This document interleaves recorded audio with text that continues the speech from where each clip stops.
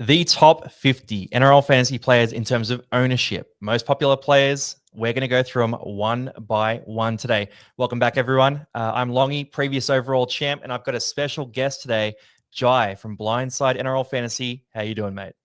Mate, I am cruising. I am just ready for round one to kick off. Preseason has been intense, so just ready to actually get into playing fantasy now. Man, it's the big leagues now. It's very exciting. And guys, if you haven't seen as well, check out Blindside NRL Fantasy Instagram. I would say is the best spot. There's heaps of information there on the Instagram, but also on Spotify too if you want to check out that podcast. Now let's tear into this. So most owned players, we got to start with this guy, Isaiah Yongi. Is this open and shut, mate? Because I think this is just a must-have, and we move on. Must have. Tough winger fullback position. You need him. Bang, bang, done, done. Kalen Ponga, the second most owned here at wing fullback. Now, this is a guy that I don't have in my team right now, but I massively see the upside. Awesome run of fixtures to start the year. Has a historical great sort of scoring profile. He should take advantage of that. But just for my team, I've gone with a different player at wing fullback. How are you feeling about Ponga? I've got him in my team. I wouldn't say he's a must-have, but because the winger fullback position is so hard to fill this year, I think you do need some solidarity there in that upper tier. And for me, it's Ponga because he's not playing. He doesn't have the buy until round 4. So for me, I wouldn't say he's must-have, but he's definitely a buy. All right, there we go. Got a split decision there. First one of the game. Mark Nawani Tuase, and it's another player I don't have in my team. Looked really good in that last trial game, but it's a bit dicey with Billy Smith coming back into the team round 2. I would say Noah is probably ahead of Robert Toya, but at 350K, I just don't think it's worth the gamble. Are you in the same boat here? Yeah, he's risky. I think there's people at cheaper price points that have reared their head as well through towards the start of round 1 that I'm way more interested in, and I can use that cash elsewhere. So I'd say it's a risky purchase, and I'm not going there. Well, 20% ownership, mate. So he's pretty popular. Ruben Garrick is another one who he's popped up in my team a couple of times, but he's not in my team right now. Historically, he averages about 48 when he starts at center, and he's priced at that 43. So 5 points of value. It's a bit of value, but it's not that exciting. So personally, the dual position is the attractive part, but I'm not really jumping on Garrick with most of my team iterations. That's interesting. I've got him as a must-have. I think for me, must-have in the winger fullback position because it's so tough to fill. But with the prospects of thinking that he is the 2025 version of 2024 Jacob Carraz, someone you can buy in round 1, hold for the season, goal-kicking center. I think my prospects are start with him in winger fullback as that role starts to simmer out and you can move some decent long-term keepers in. He just shifts into that center position for me. Another split there. All right. I'm feeling like I'm a bit of a pod guy right now because I'm keep saying no to these players. But Tyrone Munro is another one, and he was firmly in my team, and I was starting him until the Latrell news. So for me, he's kind of cooled off. I might get him at some point at 300K, a bit of wing fullback cover. But for me, the emergence of Tamale has meant that I don't really need him. Yeah, he's a sell for me as well. I think there's, again, so many players now in this cheaper price bracket than there were before. And Souths were in my top 8, then they were in my top 12, and now they're in my bottom 4. So definitely don't see any upside in him if they're not scoring points. I mean, he could fluke a few big scores, maybe when Latrell's back, but yeah, for now, I agree with you. Tamale is an interesting one. So I'm going to drop some stats here, but for New South Wales Cup, Tamale was the competition leader in meters run, in post-contact meters, in line breaks, and I believe in tackle breaks too. So this guy's an absolute monster. Dual position. He added that wing fullback to his center eligibility there. He plays in Vegas, so you can use him in a loophole, especially if you have a Titans player at your wing fullback spot, which we both do. I just reckon this guy is so much upside, and I know there's some risk involved with him, but I'm going to go out and say he's a must-have just for that fantasy scoring profile. Oh, I'd say he's a buy. So I'm not whole gung-ho on him. I do think he's a strong candidate though, but my risk is simply his longevity. Does he keep that spot when Albert Hopewadi returns? If he does, then for sure he's definitely a must-have. Interesting. I'm liking the splits that we got here, man. It's yeah, I didn't plan this, Songy. I'm hoping one of us is going to be wrong. Well, I think we're going to agree with the next couple. Zach Lomax, hard sell. He had a career year last year. He's joined Parramatta. He's playing at center. Anything else? Nah. So Jesse McLean, I'll throw this one to you. It's an easy one. Yeah, big sell. I don't tend to buy people that aren't in the team. So, yeah, everyone get rid of him. I think there was a lot of high hopes here on him getting the spot over Casey, and people maybe just haven't reacted to the news yet. But, yeah, definitely get rid of him.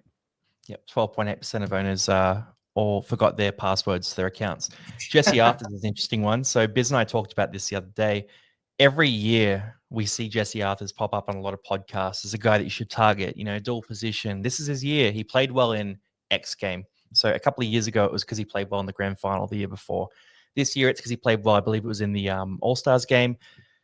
I just don't see the hype. I know they've added Ben Hunt, but I don't think he's going to move up enough to be worth anything. And at 350K, it's not a great price point. No, there's a sell. You got Tamale there for 46K cheaper, I think, is way more upside.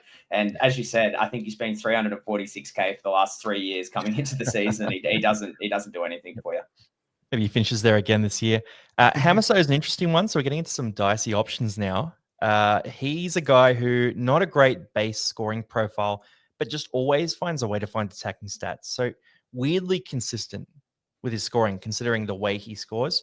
Still for me, though, the Dolphins, I don't view them moving up the ladder. I view them moving down a bit. So for Hamaso, it's a pretty firm sell for me. Yep, he's a sell for me too. I think his high ownership's probably related to that a whole household name mentality that sometimes coaches can be guilty of feeding into. For me, no fantasy value there at all. And then last wing fullback here before we go to center, RTS, another one who, like you're saying, household name, big hype there. Look, he's interesting because he moves to the wing where he scored 3 tries in 3 games last year. His total try count last year was 5 tries across the season. So try scoring rate goes up significantly, but they're a team without Sean Johnson now, already priced at 38. I think he's minor value. And if you're in a draft league, you could target him for the dual position. But for a classic team, I'm not prioritizing RTS. Yeah, I have a hard sell on him all year unless you see him at fullback. Like quick stats, he averages 34 in at center.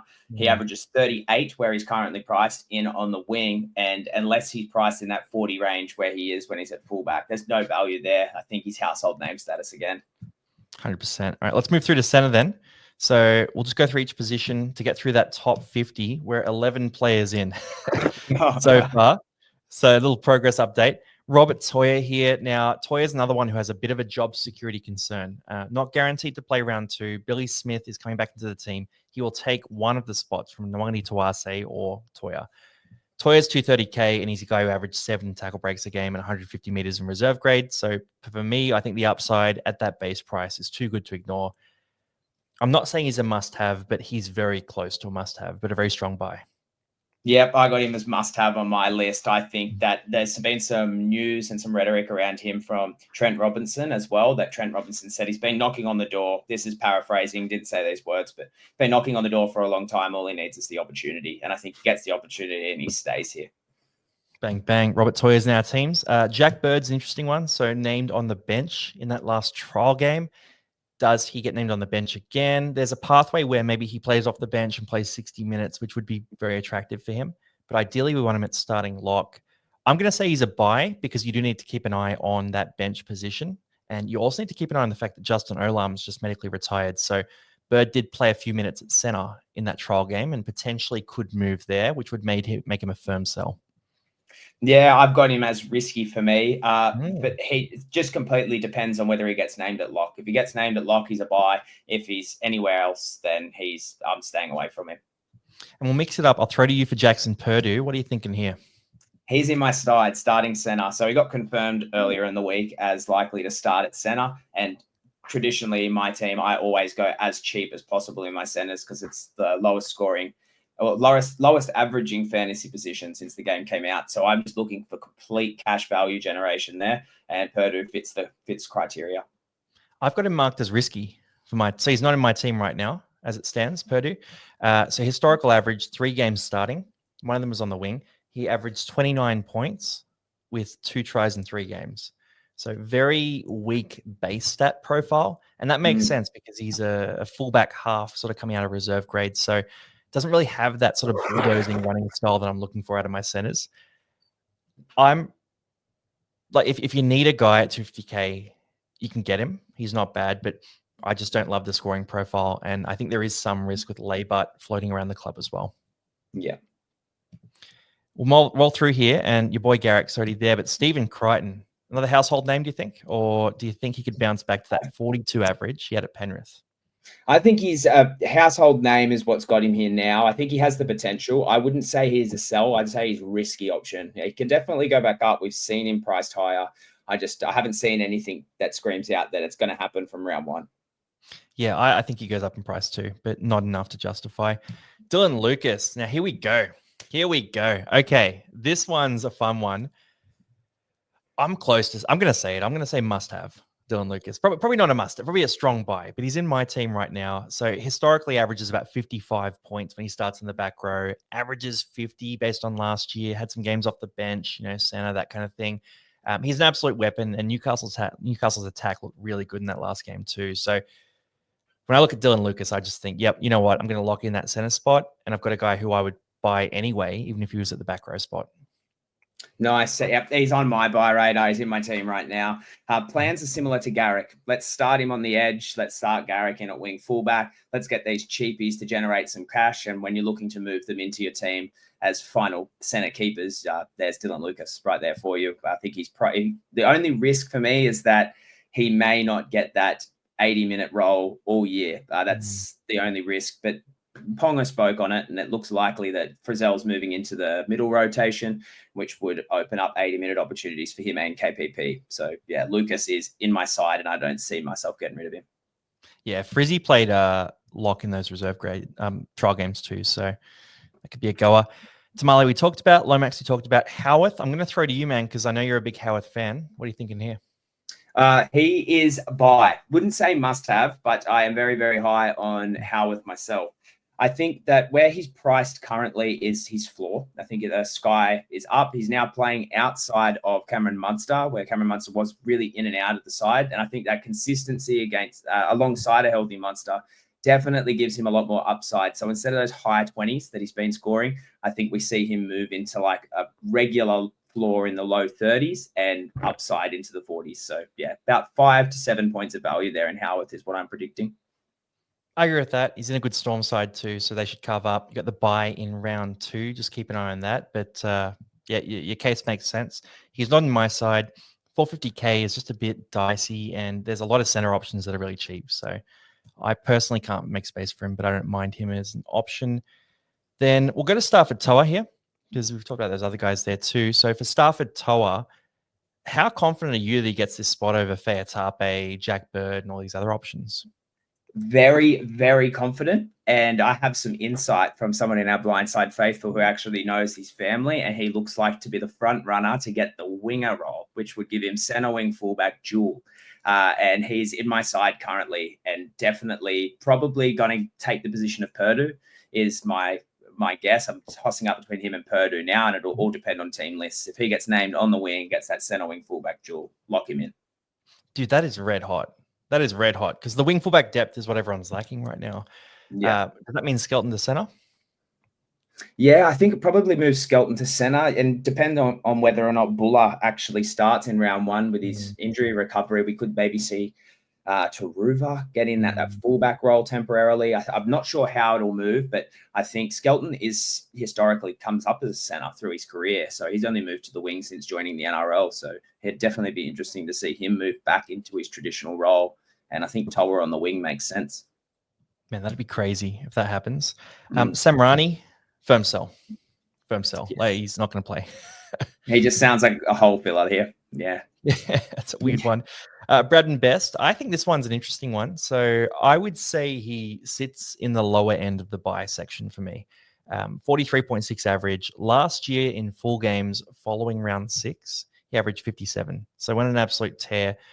But at the same time, we have so many options at center. So we have those cheap guys, and then we have a couple of back rowers we can choose from as well. I was hot on Braden Best at the start, but I've kind of cooled off a bit as the year's gone on. And even though the fixtures are good, I just can't bring myself to spend 582k on a genuine center. Yeah, too risky for me. I think the problem is, though, at the Knights is the continuous changing of their halves. It really stifles any consistency with their backs. And unfortunately, Bradman Best is the recipient of that. If he has more consistent halves pairing, and let's just say Adam O'Brien can hold a halves pairing for at least 10 weeks, I think his upside definitely increases. But I'm expecting him to drop in price to start the season, and I'll probably look at him a bit later in the year. Big call, man. See, I've got him as captain now. Like, we made a crazy pods team. and Best is the captain in that Oh, team for round one. interesting. Yeah, against the Tigers. I just think he could. I mean, he scored 100 against them last year. So, Yeah. the pod team, don't do that with your real team, by the way, guys, but the pod team is a bit of a silly one. Yeah. Maybe Farnworth, man. 55 average last year. Too expensive at center is my answer. But Yeah. are you on the same train? Hard sell, but not because he's no good, just because I'm not spending that much money on a center. No way. Yeah. I mean, he could come out and score 100 round one, though. So we'd look kind of silly, but yeah, you can't buy that. Like, he's just not going to go up from there. There's no chance of value. Nathan Cleary, I'm going to say must have, priced at 64.5, could easily jump back to about a 75 average, which is what he's done in the past. So easy option for me. Must have. He's actually the cheapest price he's been in 5 years to start a season as well, which is very interesting. Definitely must have. So cash cow, even. Yeah. A lot of cash cows at half. Sandon Smith, is he a must have is the question. I think he probably is still a must have. And I'm going to put him in the must have category. I think he's locked into that role at the Roosters. They really don't have other options there. Historical 40 average, even though his numbers were terrible in the trial games, I think he bounces back to the norm a bit. I think he'll be fine. And at 250K, you just can't ignore him. Yep, agreed. I think the only risk is saying, does he get the goal kicking or doesn't he? But at 250K, he's making money no matter what. So definitely in my team. Yeah, just got to stay on the field, right? Luke Metcalf, I'll toss him to you. What are you thinking here? Must have. I am so high on him. So I did some predictions in our preseason breakdown for the Warriors, and it was based on who he's paired with in the halves. It was Tanner Boyd was worst case scenario. Tamari Martin was where we were kind of expecting him, which was good. And Chanel Harris-Tavita was like, this would be the best case scenario for him, but it's not going to happen. And it's happened. So yeah, goal kicking, most of the in-play kicking. They look the best in the trials with him at the half. Must have, straight in my side. Mate, it's good Warriors side too. Like, I think they're underrated this year. So he really is the piece that they need to click to make it work. So I'm with you. Must have 441K. It's too cheap to ignore. Tom Duffy, this one's open and shut. Must have. Bit of chat that Clifford could take the spot, but I just thought Duffy looked too good in that trial game to ignore. Yep, agree. Must have. Again, the risk with Clifford, I don't think it's Clifford's spot. They had Clifford, Purdue, and Duffy racing for it to start the year. And I think whoever got the nod first was going to get the opportunity for a bit of time. And I think, yeah, Duffy for me, as soon as he got named as the likely half, he was in my side. Yeah, easy play. And we got this flurry of cash cows, man. So Jack Cole in next. And I know you had a bit of insight from the trial games, but he was a 44 average when he played at 5'8" last year. He was next to Luai last year. So he's next to Cleary this time, which is probably not as attractive, but still at 250K, playing over in Vegas. You can use him in your loophole. I think he's a must have. Must have as well. I think FanHub's blundered his price big time this year. I don't see how he's 250K averaging 40 and 6 or 7 game sample size next to Luai last season. 33.1 here because he had some bench games, but it should be more expensive. Yeah, way more expensive. So I'm like, okay, if you want to give me free money, I'll take it. Jack Cole's in. Yep, take it what you are offered, 100%. And then Cam Munster. So this is where it gets interesting. And before we had Luke Metcalf talked about as the goal kicker, dominant kicker, Munster was in my team. But I just can't find a way to add another half to an already congested halves room that I've got. So I have him as a buy, but it's just very hard to fit him in. I agree with you. I think he's a buy. He went from must-have to buy when Metcalf got his positivity. So just mimicking what you said there. My concern with missing him is that Jerome Hughes possibly won't be playing in round one with the calf niggles. And then does that mean that Cameron Munster takes on a lot of those kicking duties again? Is he going to be fully fit this season? I think there's just better options at cheaper price points, and then you can spread that money out to other positions. Yep, red hot. I agree with that shout. Jerome Luai, what are you thinking here at the same price with similar upside? Yeah, he's basically copy paste Cameron Munster in terms of prospects, but I'm safer on Munster than I am on Luai. Yep, I agree with that. He was dominant last year, but he's also leaving Penrith, so we have to see that evolve. How does he go without that system? It's going to be interesting to watch. Corey Pakes is he's probably not quite a sell, but he's close to a sell. The statistical upside is not there. 32.5 historical average as a starter in 57 minutes. That 32.5 points is comprised of 37 tackles and a bunch of negative stats.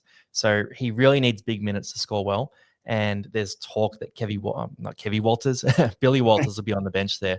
So I think he'll split minutes relatively evenly. And I think he'll plot out a a 30 average, maybe some lower scores, but a bit of a Danny Levi last year kind of deal.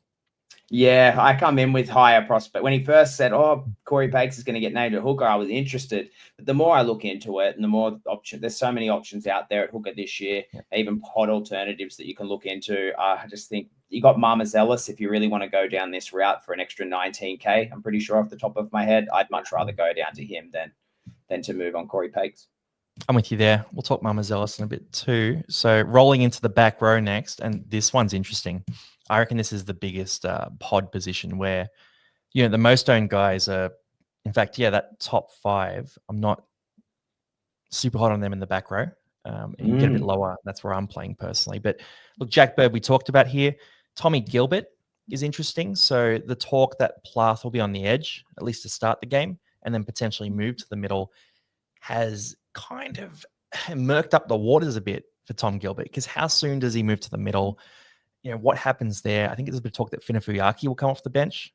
So for Gilbert at 500K, historical average of 47 in 58 minutes, there's not a lot of upside in this play. And for that reason, I don't like when there's a player where they have risk, but they also don't have huge upside. And I'd rather take the risk for a guy with bigger upside than Tom Gilbert. So he's a risky for me. Yeah, he's risky for me as well. I just I need to watch him. I need to see what his minutes are in the rotation, and if that means I lose out on potential value, I don't really see him hitting anything more than 650 at his absolute peak in price. And for 150K, I could just go to 650 right now or a bit extra and get someone like Jacob Preston or Dylan Lucas. So I'd rather just shore up that position than take a punt on Gilbert. Yeah, make the upside play. Mitch Barnett, what are you thinking here? Very off him. Now, I was keen as my cash down from Yo to try and spread some money elsewhere, but Team List revealed that they've got a 4-prop bench, and that's taken any interest away from Barnett for me. You got James Fisher-Harris probably plays 50. You've got Jackson Ford on the bench, who's going to at least play 30. And then you've got Dimitri Vaimaga. Pretty sure that's how you pronounce his last name. Used to be Sifakula. He plays, let's say, at least 20 minutes off the bench, which means Barnett's capped at 60 instead of 60 plus. And at that, he averages 48 at that price point at 60 minutes or less. So, yeah, big no of sell. Wow. Dropping cash. I agree. I think he's a risky option. So we know the upside there, but he hasn't been in my team much this preseason, if at all. Rolling through to Zach Hosking.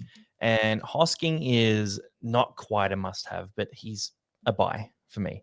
Now, I look at that team list, and I was excited to see no Matty Nicholson, but then I saw Sasimi Sasangi on the bench. And Sangi was coming on the edge back row spot for Elliot Whitehead a bit last year.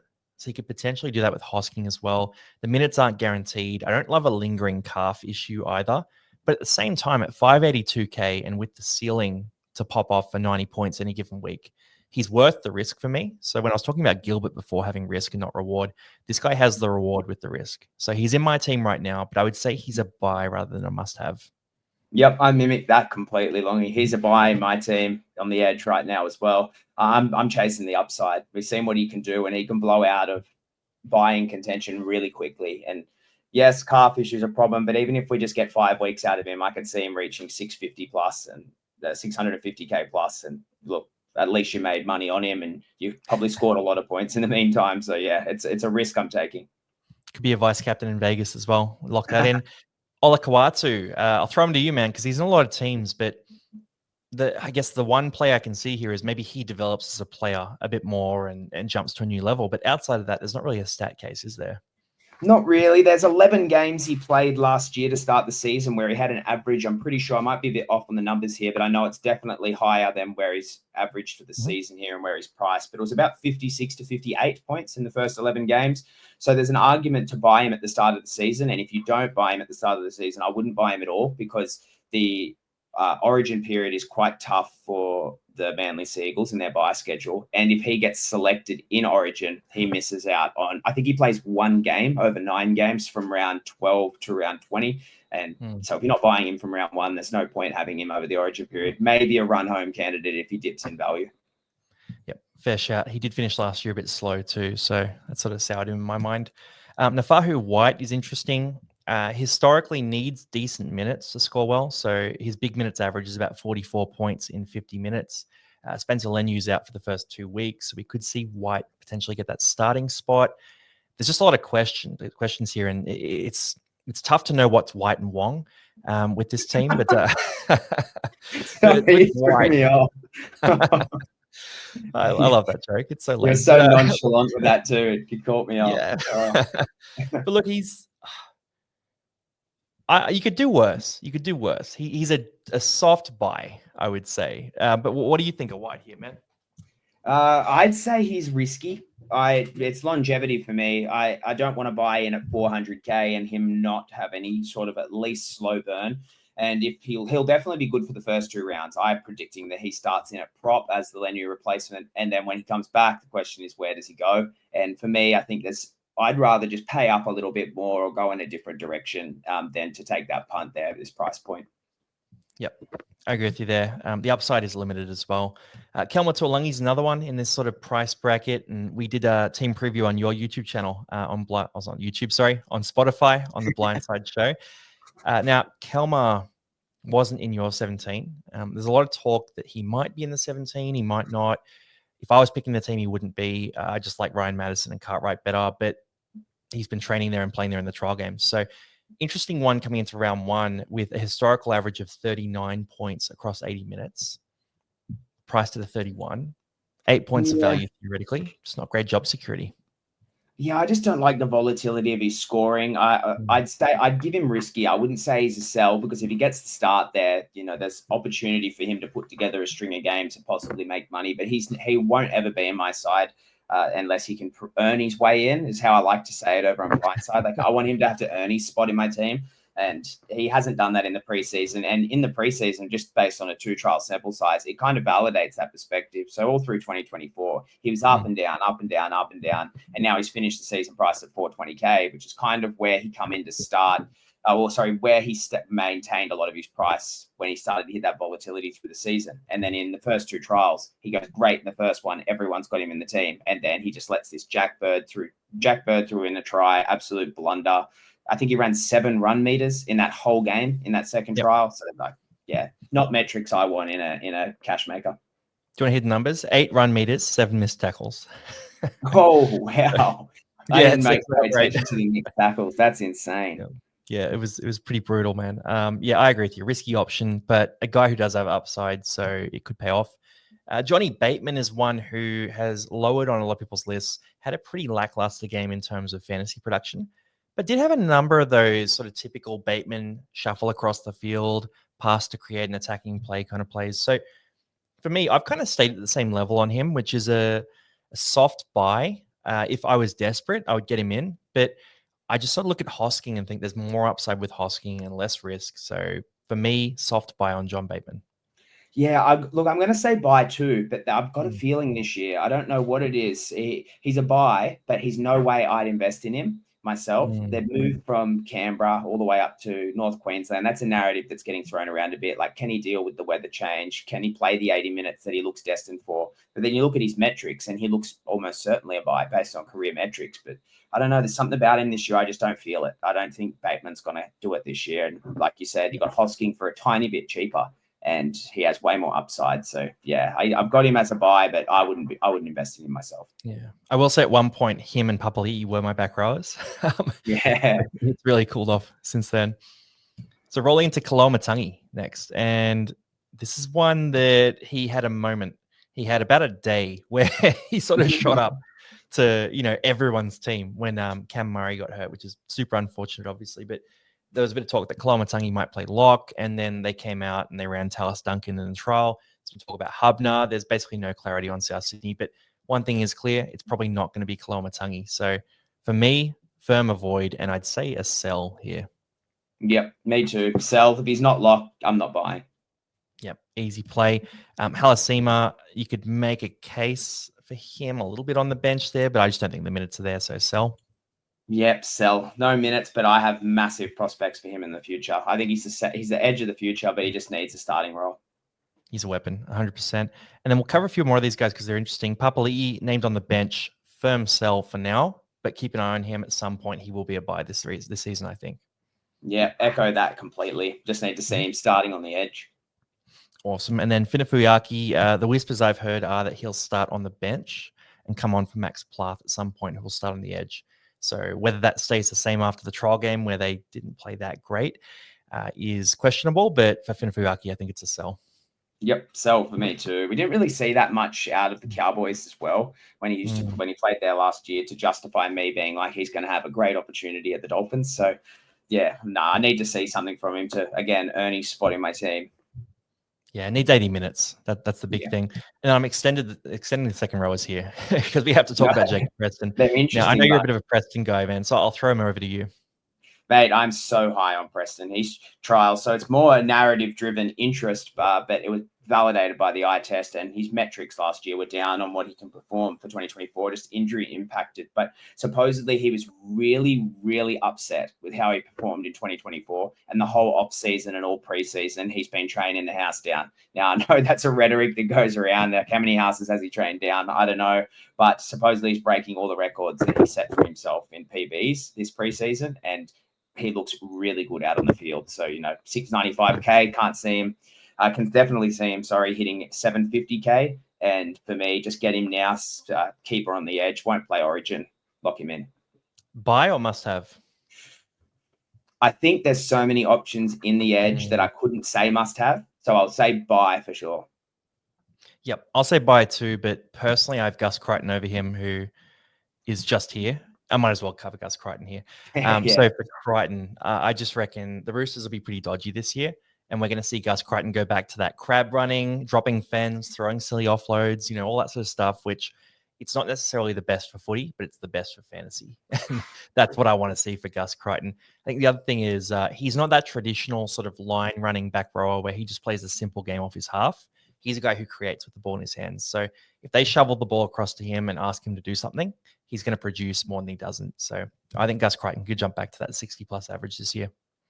Yeah, I got him as a buy for sure. I can't bring myself to invest in him, but I tell you what, if he goes off, I'm going to hate not owning him. I really don't like coming up in a head-to-head game versus Angus Crichton.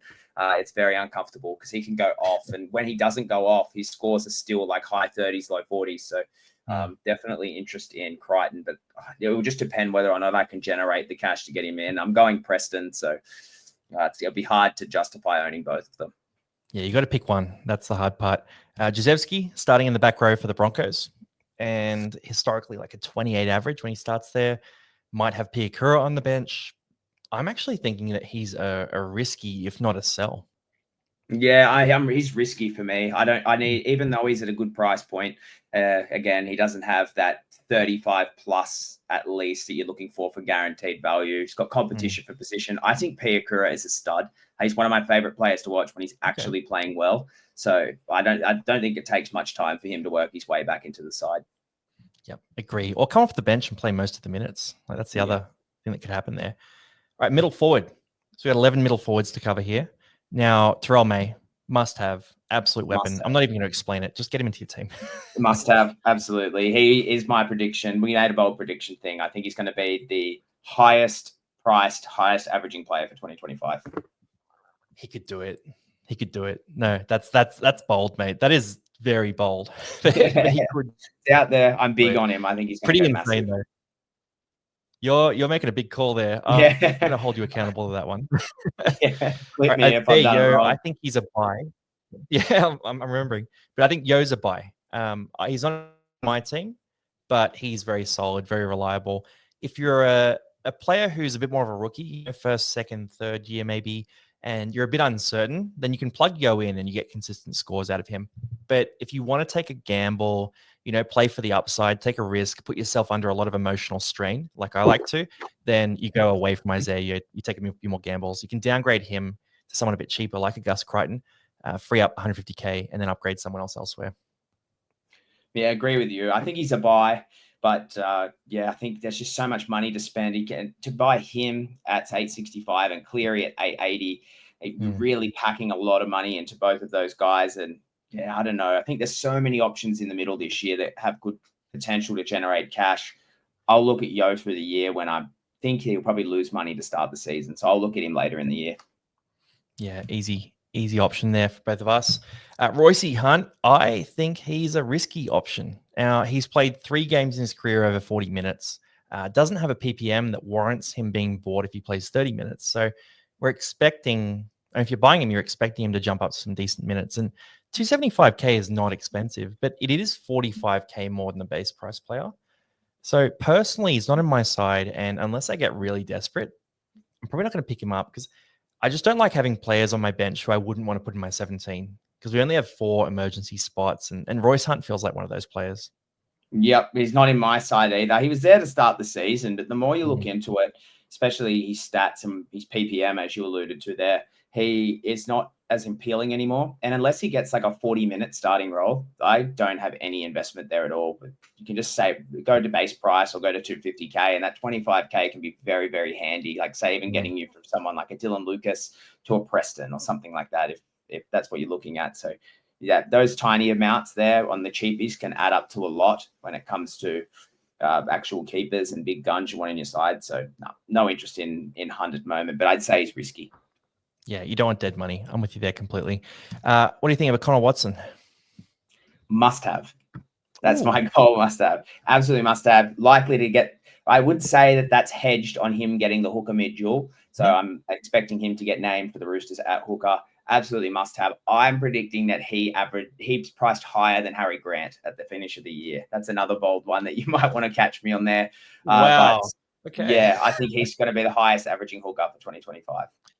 I disagree with you wholeheartedly. I think Harry Grant he clears in by 100K. Yeah, by a lot. So to be fair, that'd be actually that's a good segment. We should do that through the year. Harry Grant versus Connor Watson watch. Yeah, let's do it. Let's put something on it. Actually, what we should do every position, and we just pick our top scorer for that position. So you could do like a Preston versus Crichton, for example, or Cleary versus Cleary. Done. All right, I'm on it. All right, that's fun. We got the first one: Harry Grant versus Connor Watson. Guys, let us know in the comments who you're backing there: Harry Grant or Connor Watson. I've got him as a buy, so I like Connor Watson. 57 average when he starts at hooker and plays the minutes. Priced at a 49, so you've got 8 points of value there, which is a good thing to have. The downside here is that a lot of things seem to go wrong around Connor Watson in terms of his fantasy production. So if there's an injury in the back line, in the halves, he moves positions and he doesn't score as well in those spots. There's just not a lot of room to stuff this one up. And there's a lot of things that could stuff it up. So I'm not going to anti-pot him, but if he was priced at, a 53 or a 54, I probably would do it at this stage. So I'm not as convinced, but I do have him in my team right now. The dual position is very, very valuable. Payne Haas, do you have any interest in him? For me, he was interesting until that preseason ankle surgery, but I sort of hopped off at that point. Yeah, look, I'm going to say that he's floating with me between risky and buy. Now it's all hedging on what does Madge do with these rotations. If I see Kobe Hetherington starting at lock and Carrigan in the prop rotation, he is a hard sell. I think he loses money. He's definitely not going to play the same minutes, or if he does, I don't see the same output. I guess his output is tied to his minutes. If he gets higher minutes on the field, he's going to be great. But if you see Carrigan named at lock in round 1 and Payne Haas there, I'd say he's a buy, but mimicking what you said, I think he's had 2 niggles now in the preseason related to this ankle. And yeah, I think it's too much to invest in him. I'd rather go to Yo than Haas right now. Agree. Risky to buy. He's a bit of a pod. I know he says 17% owned here, but amongst serious fantasy coaches, there aren't many that have him. So it's a pod with upside. Benjamin Takura, I have no idea how he's going to get minutes in this team. So looking at them, they're probably going to carry a bench hooker, a bench second row, which means it's going to be a 4-prop rotation. You got Carrigan, you've got Payne Haas, and you probably have Corey Jensen and Xavier Wilson, right? So Takura, as much as he played well in the trials, I just don't see it. I think he's a sell. Yeah, he's a sell to start the season. I think he's got a lot of potential if injuries occur. I definitely look to get him in as probably a mid-season cash cow. Yep, agree with that, all through Origin as well. Pacific Tonga is very popular. Again, I don't really see it as much. Like he's a really talented young player, but St. George is congested through the middle. I don't know if the minutes are going to be there. He's risky in my mind. Yeah, I think he's just been, he may have got re-signed in the preseason, or there's been a lot of talk about him. And then you got the talk about the Dragons needing props. But I think everyone's just got high hopes. This gives me Jesse McLean vibes. personally. I think that Yep. he is, a lot of people are jumping on him, and then he's not going to get named and everyone's going to have to rush pivot. He's not been in my team, not once. So yeah, not interested at all. Yeah, they signed Emre Gula too, so that sort of makes me a bit less keen. Corey Horsburgh, he is a historical 50-odd average when he starts at prop. He's pumped out bigger numbers in the past as well. Could be good. He's about a PPM guy. So if you look at that Canberra bench and think Corey Horsburgh plays 55 to 60 minutes, then you're looking at an average between 50 and 55 at a price point of a 40 average. So big value there potentially. I'd love to make a way to get him into my side. I just need to make a few things work to fit him in. Interesting. So for me. He's not in there yet. That's interesting. He's must-have for me. As soon as he got named at prop, 50-plus minute role looks absolutely certain. And I think in that position, he's got at least 10 points of value. And the narrative of him having a change mindset, being the fittest they've ever seen him again, another probably about 5 or 6 houses trained down would be my guess in preseason. But Ricky Stewart to flip, his relationship to flip with Ricky Stewart in one off season, that's a big deal. There's something there going on with Horsburgh, and I think he's going to explode in 2025. Yeah, big shout. He's been in my team a lot this year, but I had to make a move to get him down to Hetherington to make something else work. I need to find some cash there to bounce him back up, because Hetherington, we'll talk about Hetherington in a bit, but I'm not super inspired by his historical PPM. Adam Fanua-Blake, I think he's a bit underrated, actually. So everyone's seen the fact that he's going to play a few less minutes at Cronulla this year, and they've gone, oh, he's going to be terrible. He's not going to be terrible. Like, he's just going to probably drop his average down to sort of the mid-50s, maybe a 54, something like that. He's a risky option, obviously, in this. We're not going to start with him because he's not value. But if you're in a draft league, don't let him fall way back in the draft. Like, he's still a guy that you want to stash because he plays through the origin period and absolutely kills it through that period because he doesn't touch, representative footy then. So I would say he's risky for Classic, but in a draft league, he's actually more valuable than people are leading on. Yeah, I agree with you. I think he's a risky avoid for me to start from preseason, but if he hits a certain price point and you see any indication that his minutes could increase, he's going to be a monster. But Sharks forward pack, even his body shape's changed in the preseason, which is very interesting. He looks a lot leaner, which is kind of controversial because you'd think, oh, well, if he's going to play less minutes, he'd beef it on. But it kind of has the opposite approach. They tend to get a tiny bit leaner so that they can play 50 high impact for the whole season. And so to me, it just looks like we're going to see 50-minute Adam Fanua-Blake probably ice it from round 1 to round 27. Yeah, looks like a beast. I'm with you there. Fisher Harris, you got any interest for this guy? None at all. I got the eye test. Wow. He failed me. Yeah, he failed me in the eye test. I wouldn't say he is a sell. He's a risk for me. But yeah, I think he comes on as the 50-minute enforcer. I don't see, especially with the 4-forward bench at team list. I think we touched on that with Barnett, but I think it has implications for him too. I don't see him playing any more than 50 minutes, and he's kind of priced in a range where you could argue there's probably 4 to 5 points of potential value there and his maximum upside. But I think there's better options. See, I think he's an interesting one. So I've got him as a soft buy, and he's not in my team, right? I don't have him over Horsburgh. He won't make his way into my team at all. But like you said, there's that 5 points of value that's basically guaranteed with the 50-minute role. And then there's that potential to jump to 55, 60 minutes. Now, Fisher Harris has had seasons where he's pumped out, 60, 70 plus minutes a game. Could he go back to that? I've seen no indication that he will, but there is that potential there. So I think he's one you got to keep an eye on. Soft buy for me because there's not a lot of risk in it, and there is potential upside if the role does change at some point. But yeah, for round 1, not a priority for my side. I agree with you there. Aaron Clark, are you interested at all? Do you think he gets more minutes than Dylan Walker? How does that all shake out? He's a risk. Named to start, I think he's definitely got a lot more interest now. Now, I predicted him in our team list review for the preseason to get this start, so I'm glad that it's come off. But what's interesting is Dylan Walker as utility on the bench. Does he take minutes from Wade Egan in at hooker, or does he take minutes from Aaron Clark? I think if we see him take minutes from Wade Egan, that is a positive for Aaron Clark. If we see him just take minutes from Aaron Clark, that's a big positive for Wade Egan, which we might get into. I doubt we'll get into it on this podcast because, on this video, because I doubt Wade Egan's very highly owned at all. But yeah, I need to watch this with Aaron Clark before I invest. Agree. Risky. Big upside. Can pump out a 50-plus average if he gets the minutes. So that's what's worth watching there. Alex Seyfarth, he will get the dual position at some point too, so he'll be mid and edge. Historical average is in the high 40s when he plays big minutes in the second row. They lost John Bateman. They lost Isaiah Papali'i. Ruben Porter is still at the club, worth keeping an eye on. But if there's no Ruben Porter in the round one team, then Seyfarth probably becomes a pretty firm buy. I can't bring myself to say must have because the job security isn't perfect. Yeah, I agree with you. I think he's considered a buy. I just don't like his risk there with suspension, and he can just blow up.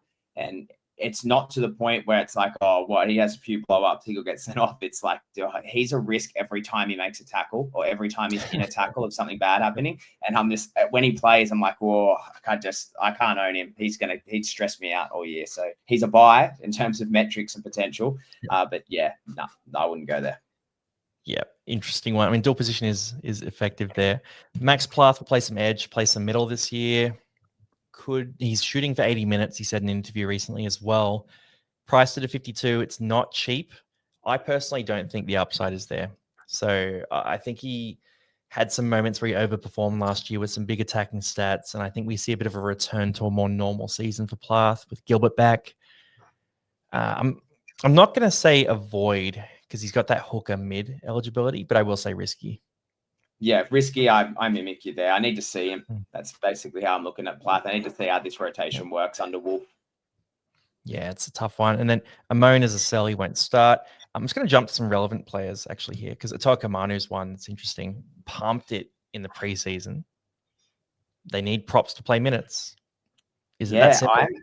I'm a big sell on Itoka Manu. I am not keen on him at all. And the reason being is that a lot of interest was generated in him with Christian Welsh's medical retirement. But we got Nelson Sofa-Solomona returning soon. And I think that puts just as much pressure on him. Now, I can see the interest in him for the early rounds in Itoka Manu, and he probably will score well with higher minutes. But that's why he's so tasty, and that's why I'm considering him a trap. Is you have to have cheese there to drag in the mouse, and for me, Itoka Manu has got that with likely 55+ minute role, which is what he needs to start the season.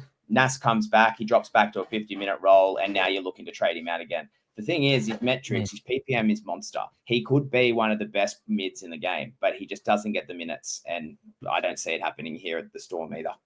Big call, man. See, I'm going to go a different way. I'm saying buy on Atoka Manu. And if you didn't have that buy, if pun intended, in round 2, then I'd definitely be looking at him. But that buy round is really brutal. So for me, the upside here, because everything you've talked about is accurate, right? And the way you've portrayed him is that he is somewhat value, but not value enough to jump on. I then would counter with the attacking stats he'll see running off Harry Grant. So Atoka Manu is hard to stop close to the line. Harry Grant can feed a prop. And I think Atoka Manu, he's not going to get to double-digit tries, but I think he's going to get reasonably close to that number. Like, it's just going to be a real try-scoring season from him, and those will boost up the scores enough to cover for any concerns with minutes. Oh, it's an interesting one, isn't it? Maybe this could be our mid one. We'll go something about Atoka Manu versus someone else. Yeah, I don't know. Interesting. Someone in that price range, yeah. Yeah. Yeah, it could be interesting, man. Duncan, if he gets a starting lock spot, is he a no-brainer or are you still a bit iffy on him? No-brainer if he gets the start. The only risk is, does he keep the role? Bennett's coaching historically, when he makes a decision, he tends to stick with it. And you can tell because his coaching style is more, he gets the most out of his players through like encouragement and reinforcement. And to do that, you need to kind of know that your job's secure. So I think if you see Tallis Duncan start at lock, he'll be there for at least long enough to make you money. Bang. I agree with that. If he's starting there, got to get him. PPM is not amazing for him, but it's starting lock, right? At South Sydney at that price, you have to do it. And then hookers, we're not going to cover too many of these guys because there's only one hooker spot. Peter Marmazelis, I would say he's a must-have. Even if they have, who would they put on the bench round 1? They're probably not going to have one. But even when they do have a utility on the bench, his PPM is awesome. Averages 50 when he starts at hooker. He makes plenty of tackles. So job security is not great, but still a must-have. Yeah, I got him as a buy. I'm just not sure if he'll keep the job long term, but he's in my team. So I've got him bought from round 1. I think Jamie Humphreys moving into the halves for Dodd could be very positive for him. Pretty sure they still have Saliva Havili, who could come on as utility and maybe play some of that hooker stuff. But yeah, look, just because I don't have him as must-have doesn't mean I'm not interested, and I've definitely got him in my team. Yep, I think we have the same thoughts there. Harry Grant, he is in my team as it stands. Bit of a pod. So he's well known as a player, so he gets picked by a lot of teams. But I would say that 15% is pretty misleading when it comes to sort of hardcore fantasy coaches. So for me, Harry Grant, he historically has been that low 60s average or that 60 average, priced at a 53.8. Plenty of value there. Could be the best hooker in fantasy, and I think will be. Has the buy in round 2, which isn't great, but I'd just rather start with him and lock down a good hooker in that spot. Yeah, I've got him as a buy, and I would have probably said he was probably still a buy, but I wouldn't have had any interest in him there at all until we had our conversation. We touched on it here a little bit, and we talked about it on my Eels preview for the preseason, but he's definitely more interesting to me now, especially with that pod perspective. Bang. Yep. He's in my team right now, so we'll see how it plays out. We talked about Pakes as well. Owen Paddy is interesting. I'll give you some fun stats about him. So bench hooker at Canberra, it's not the most attractive thing, but he led the New South Wales Cup in 40-20s last year. Weird stat for a bench hooker as well. He was a bench hooker in New South Wales Cup. Led the comp 40-20s. Yeah. Great very PPM. Harry Grant. It's very Harry Grant-like of him to kick out a dummy half like that.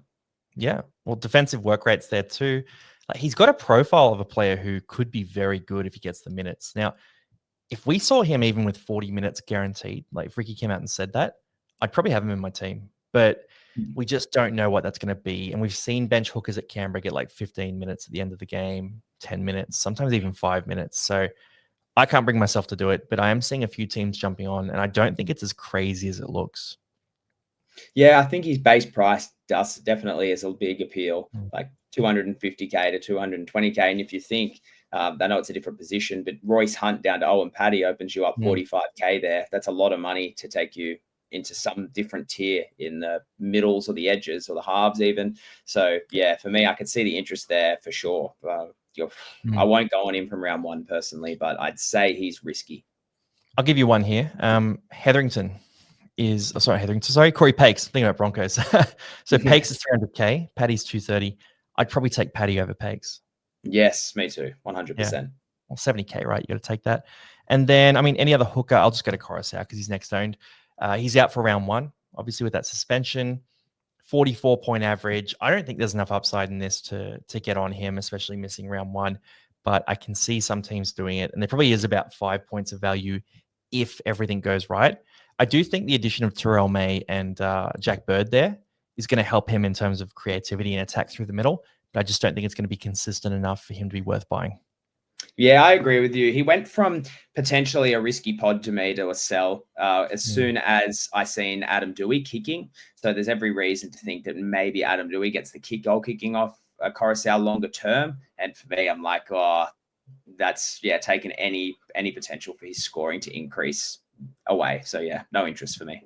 Yeah, agree with that. Well, that is our top 50 done and dusted. That was a lot of players actually once we started going through. But top 50 most owned. Anyone jump out at you in that list that really, because there was a few avoids in there in that top 50? Yeah, there's a lot of avoids. I think a lot of people are playing into preseason narratives. Maybe they've also just set up their team and maybe haven't changed things yet, but a lot more avoids than I thought that I was going to experience here. I can't say anyone. Probably Barnett is the one that's really jumping out at me. People still interested in him, considering the 4-forward bench. Most of the time he played last year, he didn't have that where he scored his big scores. So that's probably the biggest one for me. What about you? I'll say Gus Crichton not being in the 50 because I had to scroll down to grab him just to talk about him. But him not being in the top 50 is crazy to me. And Preston was on the edge of the 50 as well, by the way. So, these guys have so much upside. And I'm not sure what people are doing with their back row if not looking at those guys. Maybe they're going cheap and they're, taking, I don't know, Kelma to Alungi and these types of players. I would invest in the back row. There is a ton of edges, isn't there, this year? So many. So I could see maybe why their ownership would be low, but I'd still expect them to be at the top. So, that's very weird. I didn't know you had to scroll out of the top 50 to get Angus Crichton. Wow. Man, I jumped down there. I wanted to talk about him. But look, cheers for jumping on, Joe, man. It's been really cool to do this with you. We're going to do a bunch more together, guys, as well. Blindside times casual athlete. Nice. And, mate, I'll just throw it to you. Let everyone know where they can find you. Yeah, Blindside NRL across all socials, guys. We're on TikTok. Instagram's our main social platform. That's where we post all of our content. Everything else is off the back of that. I've got Facebook as well. Spotify just started this year, and that's been real fun. Look to get into YouTube from 2026. But yeah, at Blindside NRL across socials. Awesome. Good to have you on, man. Guys, check that out. He does heaps of data focused analysis, a lot of scroll through sort of carousel stuff. You can read your way through. It's good stuff. I consume it myself. So I can definitely recommend it. Cheers, mate. Legend. Cheers, Longy.